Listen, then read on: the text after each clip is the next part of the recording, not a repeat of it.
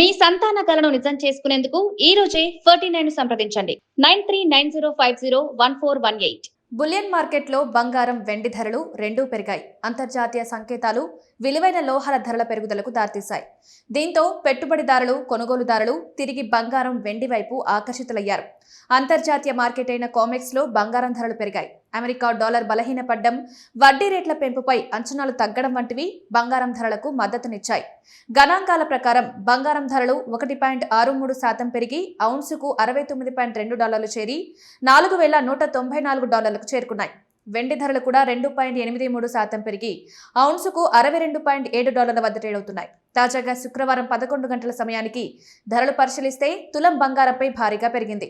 24 క్యారెట్ల 10 గ్రాములపై ఏకంగా $3,220 వరకు పెరగ్గా 22 క్యారెట్ల 10 గ్రాములపై $2,950 వరకు ఎగబాకింది. వెండిపై ఏకంగా $5,000 వరకు పెరిగింది.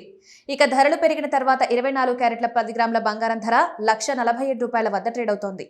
22 క్యారెట్ల ధర $1,34,750 వద్ద ట్రేడ్ అవుతోంది. బంగారంతో పాటు వెండి ధరలు కూడా గణనీయంగా పెరిగాయి.